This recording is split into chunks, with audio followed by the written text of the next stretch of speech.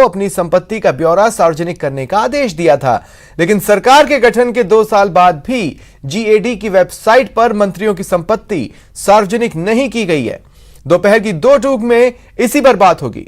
कुछ मेहमान हमारे साथ जुड़ेंगे जिनसे हम चर्चा करेंगे कि आखिर मंत्रियों के लिए तय आचार संहिता का उल्लंघन क्यों सार्वजनिक नहीं हुई मंत्रियों की संपत्ति। इससे पारदर्शिता के दावों पर सवाल उठ रहे हैं। तमाम सवालों पर बातचीत होगी। पहले यह रिपोर्ट। मंत्रियों के लिए तय आचार संहिता का उल्लंघन। 2013 के बाद मंत्रियों की संपत्ति नहीं हुई सार्वजनिक। जीएडी की वेबसाइट से संपत्ति विवरण नदारद।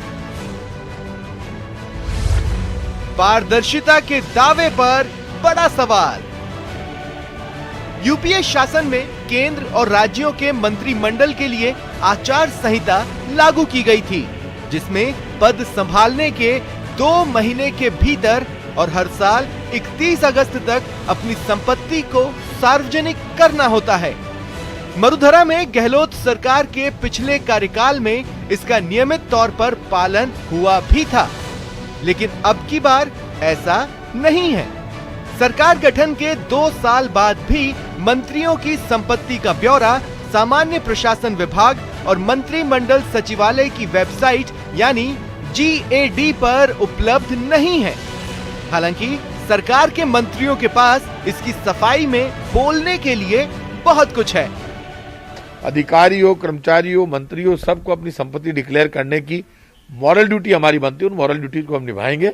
मैं डिक्लेयर कर चुका हूं, और भी कहीं पर किसी मंत्री की होगी तो वो भी डिक्लेयर करने के लिए तैयार है। इसमें कोई दिक्कत नहीं है। मेरे यहाँ से पूरी डिटेल जा चुकी है और वहां पहुंच चुकी है जीएडी डिपार्टमेंट में। अब जीएडी डिपार्टमेंट का काम यदि कहीं नहीं डाली है यदि साइड पे तो मैं और बात करूंगा, लेकिन हम दे चुके हैं। नियमानुसार जब तक मंत्रियों की संपत्ति का ब्यौरा जीएडी की वेबसाइट पर नहीं दिखता है, तब तक यही माना जाएगा कि मंत्रियों ने अपनी संपत्ति को सार्वजनिक नहीं किया है। स्थिति यह है कि पिछले 7 सालों में राजस्थान के किसी भी मंत्री की संपत्ति सार्वजनिक नहीं हुई है। हालांकि सरकार के मंत्री अपनी संपत्ति का विवरण संबंधित विभाग को सौंपने की बात जरूर कह रहे हैं। माध्यम से भी हमने हमारे माननीय मुख्यमंत्री जी को सभी सूचनाएं भेजी हुई हैं। जीएडी ने अभी सार्वजनिक नहीं किया। जीएडी ने क्यों नहीं सार्वजनिक की, तो आप जीएडी से बात करें, लेकिन प्राय सभी मंत्रियों ने अपनी अपनी जो भी इनकम है, असेट्स हैं, उन सब के बारे में सूचना दी हुई है। प्रदेश के मंत्रियों और अधिकारियों के लिए तय की गई आचार संहिता में पारदर्शिता बरतने के लिए संपत्ति को सार्वजनिक करना जरूरी बनाया गया था, लेकिन मरुधरा में मंत्रियों की संपत्ति का सार्वजनिक नहीं होना सरकार के पारदर्शिता के दावे को खोखला साबित कर रहा है। गोवर्धन चौधरी, न्यूज़ 18 राजस्थान। और 2 टूक में चर्चा के लिए मेरे साथ जो गेस्ट पैनल जुड़ रहा है इंट्रोड्यूस करवा देता हूं। रामनारायण मीणा जी विधायक हैं कांग्रेस के, पंकज जोशी जी बीजेपी नेता हैं, कमल टाक समन्वयक हैं एडीआर के, और श्याम सुंदर शर्मा जी वरिष्ठ पत्रकार हैं। आप सभी का स्वागत है न्यूज़ 18 राजस्थान पर। श्याम सुंदर जी आपके पास आ रहा हूं। अब देखिए, बोलने में तो कितना अच्छा लगता है, किसी भी आप राजनेता से पूछेंगे तो वो कह देंगे कि हमारी जिंदगी तो खुली किताब है, लेकिन जब बात संपत्ति घोषित करने की आए तो उस खुली किताब के सारे पन्ने खाली हैं। क्या छुपा लेते हैं? देखिए, सपने की ये बात सही है कि 2013 से चाहे पहले वसुंधरा सरकार रही हो या अशोक गहलोत सरकार है, दोनों के विभाग के मंत्री अगर संपत्ति दे देते हैं और सारे विवरण दे देते हैं, जो जीएडी किसके अंडर में आता है, मुख्यमंत्री जी का इसमें अधीन है, तो सार्वजनिक कराते क्यों नहीं है? विवाद का विषय यहाँ पर है कि कुछ मंत्रियों के ऊपर आप केसेस चल रहे हैं। उदय आजना को ले लीजिए, प्रताप सिंह खाचरियावास को ले लीजिए, प्रमोद भाया जैन को ले लीजिए, सबका विवाद का विषय है। अब वो संपत्ति कैसे डिक्लेयर करेंगे नहीं करेंगे बहुत अलग बात है। तो ये बात सही है कि सार्वजनिक तौर पर यदि वो कह रहे हैं तो खुद डिक्लेयर कर दे। आप प्रताप सिंह खाचरियावास कह रहे हैं कि हमने भेजी हुई है, तो खुद सार्वजनिक कर सकते हैं कि मेरे पास ये है, मैंने ये भेजी रिकॉर्ड। वो ये नहीं कह रहे कि मैं संपत्ति को डिक्लेयर करूंगा। जीएडी नहीं कर रही, जीएडी नहीं कर रही है, इसका मतलब नहीं, एक्चुअली एक सहूलियत होती है ना श्याम जी। अब आप देखिए ना, ऐसी कौन सी सरकार और ऐसा कौन सा विपक्ष होता है जिस सरकार के मंत्रियों पर भ्रष्टाचार के आरोप न लगे, और विपक्ष ऐसा कौन सा होता है जो कभी भ्रष्टाचार का आरोप मंत्रियों पर लगाए नहीं। तो काफी सहूलियत होती है, और ऐसे में एक दूसरे को आर्म्स एंड एम्यूनिशंस मिल जाएंगी अगर जीएडी की वेबसाइट पर आंकड़े आ गए या संपत्ति का ब्यौरा आ गया। देखिए, ये तो जब नियम बना दिया, यूपीए सरकार ने बनाया था। यूपीए सरकार का संबंध आपको मालूम है कि अशोक गहलोत का सीधा संपर्क है। अशोक गहलोत तो खुद कहते थे कि हर मंत्री को और मेरे को सबको संपत्ति डिक्लेयर करनी है। आखिर 31 अगस्त हो गई तो टाइमिंग के अनुसार क्यों नहीं कर रहे? करना चाहिए। नहीं कर रहे तो बताना चाहिए कारण। हमारे राजस्थान में तो मंत्री ही बहुत कम है, क्योंकि मंत्रियों के पद ही खाली पड़े। आखिर 9 या 10 मंत्री तो है ही नहीं, 30% तो मंत्रिमंडल खाली है ही नहीं। तो इसलिए जो है उनका दायित्व बनता है कि वो बताएं कि हमारे पास कितनी संपत्ति है और हम हर साल कितनी। देखिए, नियम बहुत सारे हैं कि उनको बताना होगा कि विदेश जाने के लिए, विदेश में किसी की नौकरी करनी है तो सरकार से परमिशन लेनी होगी, या कुछ और चीजें भी है तो सारी बातें देनी होगी। नियम कॉम्प्लिकेटेड हो सकते हैं, लेकिन मकसद था पारदर्शिता बनाए रखने का, जिसके लिए व्यवस्था की गई। लेकिन ये इस व्यवस्था को जनता की पहुंच से ही बाहर कर दिया। न जाने किससे पारदर्शिता बरतने का नियम समझ बैठे राजनेता, मुझे नहीं पता। मैं आपके पास आ रहा हूं कमल टाक जी, और कमल जी मैं कहना चाहता हूं, देखिए सिंपल सी बात है, लॉ है तो प्रोसेस भी होगा, और प्रोसेस सिंपली ये कहता है कि कैबिनेट सचिवालय बार बार रिमाइंडर भेज सकता है, उनके हाथ पकड़ के उनसे लिखवा तो नहीं सकता, या टाइप तो नहीं करवा सकता, या उनको प्रेशर तो नहीं डाल सकता कि भैया जाओ किसी सीए को पकड़ो और घोषित करो।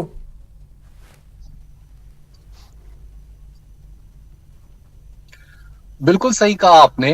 अगर आप इसको उस तर्ज पे देखें तो यदि इनसे अनुपालना करवानी है तो इसके लिए यहाँ जो कैबिनेट बैठती है वो कैबिनेट आदेश निकाले, और कैबिनेट इनको ये वार्न करे कि आपको तय समय में ये करना है, तभी ये होगा। नहीं तो ये संभव नहीं होगा। नहीं तो ये टालम टाली करते रहेंगे जब तक कैबिनेट का दबाव उनके ऊपर नहीं होगा, या कैबिनेट उनके लिए कोई परफेक्ट नियम और नियम का कोई वॉयलेशन होने पर कोई कार्रवाई, ऐसा कोई व्यवस्था नहीं बैठाती है, तब तक ये मनमानी चलती रहेगी। तब तक जैसे कि अगर मैं आपसे बात करूं कि जो हमारा बोले जो हमारा आरपीए है, आरपीए की सेक्शन 75A ये कहता है कि अगर कोई भी एमएलए और एमपी चुनने के बाद 90 डेज के अंदर अपनी संपत्ति को डिक्लेयर करेगा, ये मैंडेटरी है। लेकिन यहाँ पर ऐसा कोई रूल नहीं है इनके लिए। तो ये वाला रूल अगर वहां नहीं है, लेकिन ये कैबिनेट के जरिए इसको बाउंड करा सकते हैं। हाँ, तो मतलब कुल मिलाकर अगर थोड़ा बहुत कुछ अपडेशन हुआ भी हो तो वो ये कि या तो वो ब्यौरा सचिवालय की फाइलों में बंद है, और या फिर सचिवालय तक पहुंचा ही नहीं है। कमल जी। हाँ, तो अगर देखें तो मोटे तौर पर ये इसलिए बंद है कि उनके पास पूरा नहीं आया है, और वो पूरा नहीं आया उसका बेनिफिट वो उन सबको दे रहे हैं जो कि दे दिया है। वो इस बात से बच जाएंगे कि हमने तो दे दिया। वो कह रहे हैं कि पूरा नहीं आया इसलिए इसको हम अपडेट नहीं कर रहे हैं। तो कुल मिला के ट्रांसपेरेंसी के मामले में अपने हाथ को पीछे खींचने वाली बात है। जो सरकार ये कहे कि मैं ट्रांसपेरेंट हूं, मैं पूरी पारदर्शिता से शासन को चलाना चाहते हैं और चलाते हैं, उनके लिए ये अपने आप में एक सवाल है कि आप अपनी ही ट्रांसपेरेंसी को नहीं लागू कर रहे हैं। ठीक है। हालांकि सारी पार्टियां खुद अपने आप को ट्रांसपेरेंट नहीं करना चाहती है। आरटीआई के अंदर हम देख चुके हैं कि आरटीआई में ये पार्टियां मिलके कहती है, इंक्लूडिंग कम्युनिस्ट पार्टी। नहीं, वो दिक्कत क्या है ना कि कमल जी, दिक्कत ये है कि कुछ चीजें कोड ऑफ कंडक्ट हैं, वो कोड ऑफ पॉलिटिक्स तो है नहीं। अब कोड ऑफ पॉलिटिक्स अलग होता है जिस पर ज्यादा चलना पसंद करते हैं। पंकज जी, गलत कह रहा हूं क्या मैं? नहीं स्वप्निल भाई, अब हो सकता है आप जो समझ रहे हो और जो कह रहे हो वो ठीक कह रहे हो। तो पंकज जी, मुझे एक बात बताइए, मतलब 5 साल का आपका कार्यकाल, एक बार भी पब्लिक प्लेटफॉर्म पर नहीं लाना, कोई खास वजह? पब्लिक से नाराजगी, या पब्लिक पसंद नहीं थी? राजस्थान की पब्लिक को तो नहीं करेंगे, दूसरे के देखेंगे। देखिए, मैं कह रहा हूं आपको, नहीं, देखिए स्वप्निल भाई, मैं एक चीज़ कह रहा हूँ कि अभी जब कहा था, खुद मुख्यमंत्री जी ने कहा था कि प्रत्येक जो है अधिकारी जो है वो जो है अपनी संपत्ति का ब्यौरा करेगा। और ये जो 2009 का रूल था, ये तो क्लियर कट जो है आप केंद्र सरकार में देखेंगे तो वहां तो बेसिकली इसकी यदि आप नहीं करते हैं 90 दिन के अंदर तो आप अमान्य माने जाते हैं, आपको अमान्यता की श्रेणी में ले लेंगे। लेकिन यही मैं कह रहा हूँ ना कि भाई आप यहाँ पर केवल कह रहे हैं, और इन्होंने कहा कि साहब जो है सब लोगों ने नहीं दी इसलिए हमने नहीं डाला। लेकिन देखिए मुझे बताइए कि राज्य शासनकाल को याद कर लें तो जब 4 साल कंप्लीट हो गए उसके बाद कुछ मंत्रियों ने ये कहा, जिनमें से 4 तो मंत्री थे भी नहीं, 4 मंत्रियों ने तो ब्यौरा दिया भी नहीं था बाकी, लेकिन मंत्रियों ने ये कहना चालू कर दिया कि हमने पहुंचा दिया है जीएडी तक, पर वो वेबसाइट पर आया नहीं, यानी पब्लिक के तौर पर सार्वजनिक हुआ नहीं। यानी 5 साल में आपने अपने लोगों का तो नहीं किया, ब्यौरा ही नहीं दिया, सिंपल सी बात है। स्वप्निल भाई, मैं एक चीज मैं बहुत कह रहा हूं, चलिए कोई बात नहीं, आपने नहीं चलो कोई बात नहीं, हमने दिया नहीं दिया, लेकिन मैं कह रहा हूं कि उनमें से बहुत सारे लोग चुनाव लड़े। और मैं कह रहा हूं यही क्यों, मैं कह रहा हूं कि राज्य जो चुनाव आयोग है वहां पर भी ये जो है क्लियर कट हो जानी चाहिए ना कि भाई संपत्ति इतनी है। लेकिन बात इस चीज की है कि आपकी जो संपत्तियां थी जो बनी उस टाइम पर, उसके बाद मंत्री आप रहे, मंत्री के बाद साल भर में आपकी क्या पोजीशन है, तो ये तो आपको जो है अब, क्योंकि अब दायित्व तो आपके हाथ में है, क्योंकि उन्होंने जितने लोगों की सूचनाएं हैं वो सामने आ रही है। ले लीजिए आप, देखिए चुनाव जो लड़े, मैं कह रहा हूं चलो चुनाव के लड़ने के बाद जो मंत्रियों की अब जो आपने कहा भाई, अब आपने इनको अभी आपने कहा ना, ये तो मुख्यमंत्री जी ने अभी कुछ दिन पहले ही कहा, महीने भर पहले ही कहा है कि जो है हर एक जो है अधिकारी जो है अपनी जो है संपत्ति घोषणा करे। तो ये तो खुद कहना चाहिए ना कि भाई ठीक है चलो घोषणा आपने 1 साल 2 साल तक नहीं करी, लेकिन अब हम जो है इसकी जो है घोषणा करके हम डाल रहे हैं। किस मोरल ग्राउंड पर आकर आप ये कहेंगे? नहीं भी डाली, आपने कहा कि आप किस मोरल ग्राउंड पर आकर पंकज जी ये कहेंगे? वो मोरल ग्राउंड तो आपने 5 साल नहीं ब्यौरा देकर खो दिया ना। नहीं, केंद्र सरकार ने दिया ना। मोरल ग्राउंड कौन सी मोरल ग्राउंड की बात है? मैं मुझे बताइए, मोरल ग्राउंड की बात कर रहा हूं, हमें तो पता ही नहीं चला राज्य शासनकाल में क्या ब्यौरा है। नहीं, हम कह रहे हैं केंद्र में सरकार है ना सर, मैं कह रहा हूं केंद्र सरकार में है। जब राज्य सरकार यहां थी तब भी तो केंद्र में सरकार थी ना। किसी मंत्री की ऐसा कोई आपके पास है जिसकी सूचना नहीं है? अरे सर मैं कह रहा हूं अभी मेरे पास राज्य सरकार में जो मंत्री थे उनकी सूचना नहीं है विधानसभा में। सर फिर आप कह रहे हैं, सर आप ये कह रहे हैं कि वही वाली बात कर रहे हैं कि आपने नहीं तो आपके पिताजी ने किया होगा, पिताजी नहीं तो दादाजी ने किया होगा। तो आप तो वहीं रह जा रहे हैं, या अभी भी ये चाह रहे हैं कि राज्य सरकार ठीक है, ठीक है। तो रामनारायण मीणा जी, तो फिर बहस नहीं होनी चाहिए। ठीक है, तो रामनारायण मीणा जी देखिए होता क्या है सरकार ने नहीं किया कि आसमान और जमीन कहीं नहीं मिलते, लेकिन अगर हम बहुत दूर देखने की कोशिश करें तो दूर कहीं क्षितिज पर आसमान और जमीन का मिलन होते दिखता है। वो जो पॉइंट है ना, वहां पर बीजेपी और कांग्रेस एक जैसी हो गई उस एक पॉइंट पर, और वो पॉइंट है संपत्ति का ब्यौरा घोषित करना। आपने जो कहा आसमान और क्षितिज नहीं दिखता है, लेकिन जब रामनारायण जी, पंकज जी अब उनको भी बोल देते हैं। हाँ रामनारायण जी, मैं भी बोल दूं थोड़ा, तो आसमान और क्षितिज को दिखाया जाता है, ठीक, वो एक फॉर्मूला होता है जहां पर आप कहते हैं कि इससे जो है फ्लाइंग सीखी जाएगी। ठीक है। हाँ रामनारायण जी अब बोले आप। बता दूं आपको, जब सुखैरा जी चीफ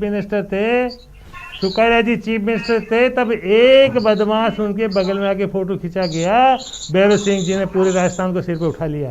ये होती है ईमानदारी, बेईमानी।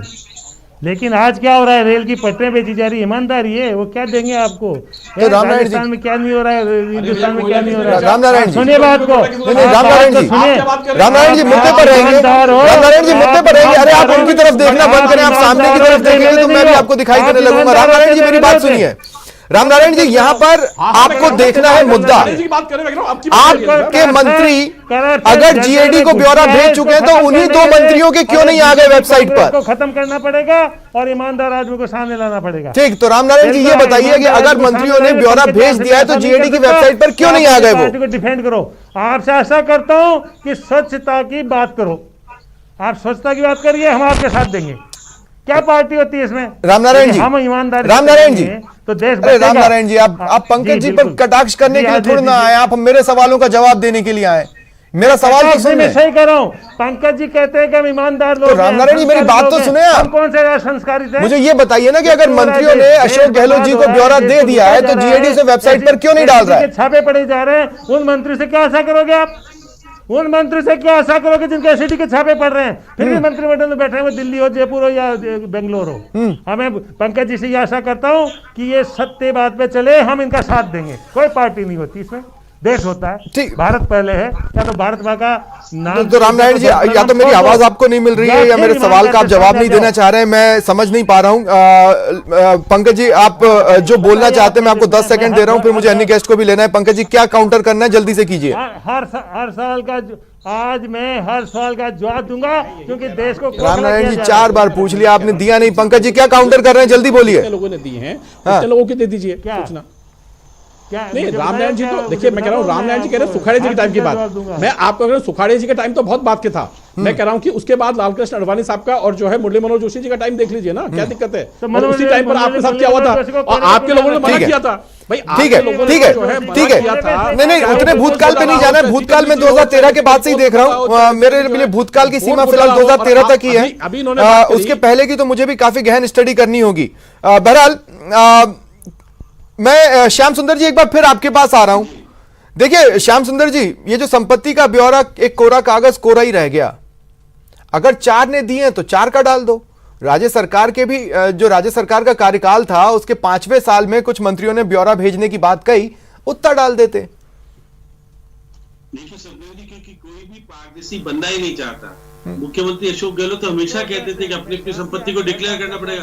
अब रामनारायण जी बार बार कह रहे हैं, रामनारायण जी ने खुद ने विधानसभा में आरोप लगाए थे कई मंत्रियों के खिलाफ, लेकिन उसके बावजूद भी क्या बात कर रहे हैं। कहना चाहिए कि आपको खुद को पत्र तो लिखो। मैंने तो भैरव सिंह शेखावत के खिलाफ भी लगाया है। अरे आप तो यहाँ कहो, या अशोक गहलोत जी को कहो कि सारे मंत्रियों की पारदर्शिता तरीके से, क्योंकि मंत्रिमंडल तो नया बनने वाला है, अब इनकी जो है हटेंगे करेंगे, मैं तो अशोक जी से कहूंगा जो मंत्री करप्ट है उसको बाहर करिए। सुन तो लीजिए, आप सुनिए सही, आप तो कह रहे हो बाहर करिए क्योंकि आपका नंबर आएगा उसमें, तो वो तो बात अलग है। बाहर करिए, अरे आपकी लाइन में नहीं चले उनको बाहर करिए, आप अकेले चला सकते हो। हम देखिएगा कि आप बीच में आप देखिए ईडी की जांच चल रही है कुछ मंत्रियों के खिलाफ, कुछ क्या हो रहा है, आप है सारी बातें।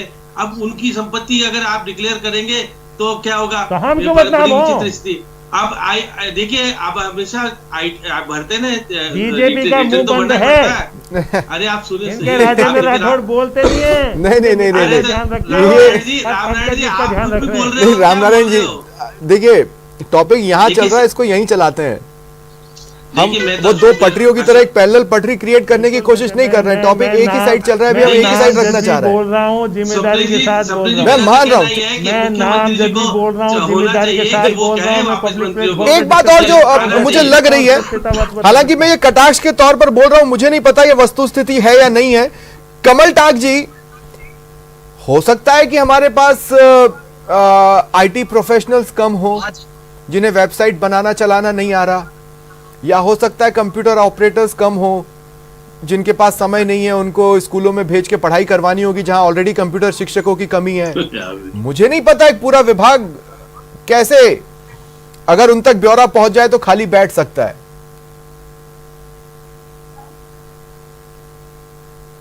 नहीं, वो तो मैंने आपसे पहले भी अर्ज किया था कि ये जो मामला है वो एक तरीके से ट्रांसपेरेंसी को रोकने का है। यानी कि आप अगर किसी चीज को छुपाना चाहते हैं या किसी चीज को नहीं करना चाहते हैं तो उसमें आनाकानी करिए, उसमें आप ऊपर नीचे करिए, और ये आनाकानी और ऊपर नीचे से ये होगा कि आप जो करना चाहते हो वो कर लोगे, यानी कि छुपाना चाहते हो छुपा लोगे। अब प्रश्न ये आता है सर कि ये क्यों नहीं दिखा रहे हैं। आप देख सकते हो कि पिछले 2 साल से जो सरकार चली है उस सरकार के अंदर उन्होंने सरकार बचाने के लिए ज्यादा ध्यान दिया है। वो सरकार चली नहीं, वो सरकार किसी तरह से चल गई, तो ये वो तो अब स्पीड पकड़ती दिख रही है। वहां तक की स्थिति ये थी। लेकिन पंकज जी, मुझे एक बात बताइए, आपके समय में कांग्रेस बहुत ज्यादा ये आरोप लगाती रही कि भाई मंत्री भ्रष्टाचार में डूबे, मंत्री भ्रष्टाचार में डूबे। अगर मान लीजिए हर साल संपत्ति का ब्यौरा सार्वजनिक होता रहता तो उन आरोपों की हवा नहीं निकल जाती, या फिर उन आरोपों को बल मिल जाता। किस बात का डर था? मैं आपको 2 चीज बताता हूं आपको। सबसे बड़ी चीज, नहीं देखिए, देखिए स्वप्निल जी, अभी भी जो संपत्ति का ब्यौरा है, मैं कह रहा हूं कि हर एक साल जो आप कह रहे हैं कि हवा निकल जाती, नहीं निकलती। बहुत सारे लोग हैं जिनके बेसिकली आप देखें तो 25 साल बाद जो हैं, चाहे वो बाइक घोटाले के जीप घोटाले में शामिल हो, उनकी जो है जांच अब आ रही है। तो आप मुझे बताइए कि 20-20, 25-25 साल बाद जांचें होंगी तो कैसे पता चलेगा? पहली बात तो ये। दूसरा, आपने जो बात कही कि मैं कोई आरोप नहीं होंगे, कोई नहीं, मैं यही कह रहा हूं ना, होगा जिस पर किसी तरह का कोई केस नहीं होगा, कि सारे मंत्रियों पर केसेस ही भरे पड़े। यही कह रहा हूं ना, पाक साफ व्यक्ति, मैं यही कह रहा हूं, देवता पाक का साफ आका लेना व्यक्ति जो पड़ेगा है, ईमानदारी पाक साफ बेईमानी के व्यक्ति लिए। जो है बेसिकली अपने डिपार्टमेंट में जब मंत्री बनता है तो वहां जाकर के अब जिस दिन बनता है उस दिन अपनी संपत्तियों की सूची सौंपता है, नहीं और जिस सौंपी। दिन आता है अब उस दिन रामनारायण वो जी, भी मैं आपसे कह रहा करके आता हूं, है। मुझे ये बताइए, नहीं, 2 साल में एक बार भी क्यों नहीं, क्या छुपाया जा रहा है? ये देखिए, कंट्रोल नहीं है इसका मतलब। न ये भारत सरकार की बात कर रही हो, वहां भी 500 रुपए में 50,000 करोड़ का सौदा धंधा करने वाले मंत्री हैं। तो कोई भी कहीं का भी मंत्रिमंडल केंद्र में सारे होंगे, हमें एक भी बता देंगे।